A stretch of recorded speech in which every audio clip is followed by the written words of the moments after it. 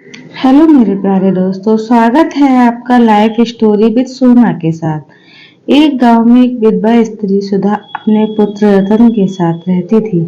वो दोनों बहुत गरीब थे। इस कारण सुधा अपने पुत्र को पढ़ाना तो दूर, ढंग का भोजन भी नहीं दे पाती थी। अक्सर उन दोनों भूखे पेट सोना पड़ता था। आखिर एक दिन उसने रतन से कहा, बेटा, गांव में बड़े बड़े व्यापारी आते हैं। बेटा, तू जरा बाजार जा और अपनी गरीबी दूर करने का उपाय पूछ के आ। भोला सा रतन बाजार गया। दुकानदारों, सौदागरों, ग्राहकों सबसे पूछता है, पर किसी ने कुछ नहीं बताया। निराश होकर लौटने ही वाला था, तभी एक व्यापारी ने उसे बताया कि इस गांव में उत्तर दिशा की तरफ 50 किलोमीटर दूर एक महात्मा रहते हैं। शायद वह तुम्हारी समस्या का कुछ उपाय बता दे। रतन ने घर आकर उसने अपनी माँ को बताया।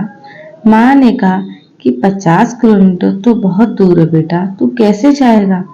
मैं ही चली जाती।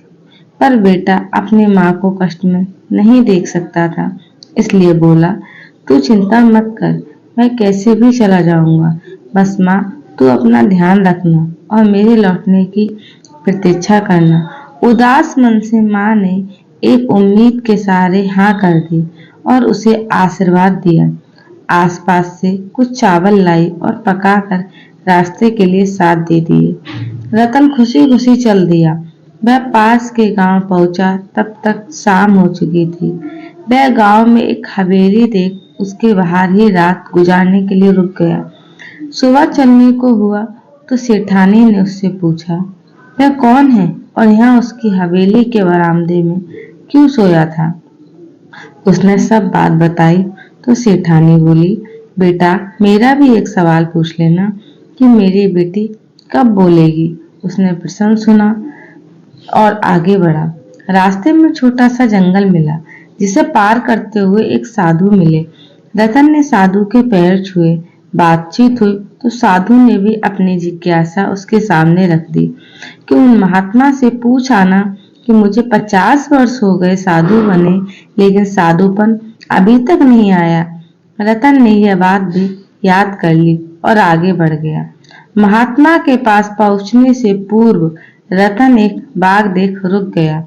धूप भी बहुत तेज थी। एक वृक्ष के नीचे आराम करने लगा।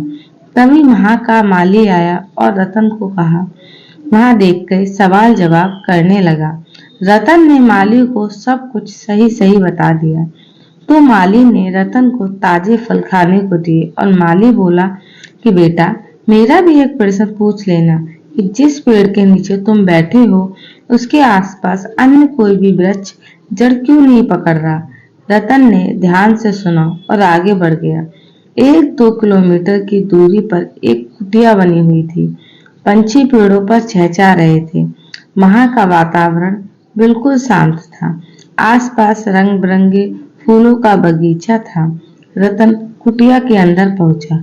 वहां बैठे महात्मा जी को प्रणाम किया और अपने आने का कारण बताया। महात्मा ने कहा, मैं इस समय केवल 3 प्रश्नों के ही उत्तर दे सकता हूँ, तो तुम कोई 3 प्रश्न पूछो।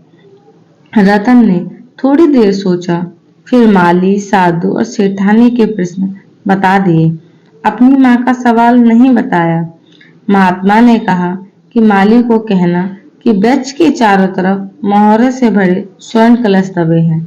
जब तक कलश नहीं हटेंगे, कोई भी वृक्ष जड़ नहीं पकड़ेगा। साधु की जटाओं में एक कीमती हीरा है। जब तक वह साधु के पास रहेगा, साधु तो नहीं आएगा। सेठानी को बोलना कि जैसे ही उसकी लड़की अपने पति का मुख देखेगी, बोलने लगेगी। रतन ने महात्मा को प्रणाम किया और वापस लौट पड़ा। माली से मिलकर उसे कलशों की बात बताई तो माली ने तुरंत खोदना शुरू किया। साथ ही कलश मिले। माली ने उसका उपकार मानते हुए एक कलश उसे दिया। कलश लेकर वह आगे बढ़ा तो साधु को जटा में हीरा की बात बताई। साधु ने तुरंत जटा खोली। हीरा देखकर बोले, बच्चे, तुम उपकारी हो। ये हीरा मेरे किसी काम का नहीं, ये तुम रखो, ये तुम्हारे काम आएगा। रतन हीरा लेकर आगे बढ़ा। सेठानी के पास पहुंचा। सेठानी को उपाय बताया और वहां से चलने ही वाला था कि सेठानी की लड़की वहां आ गई और पूछने लगी, वह कौन है और क्यों आया है। सेठानी ने उसे बोलते सुना तो सेठानी बहुत प्रसन्न हो गई।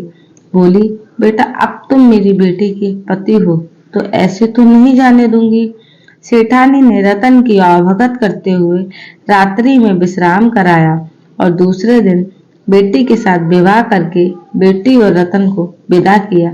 लाखों के धन के साथ रथ में बैठकर रतन घर आया।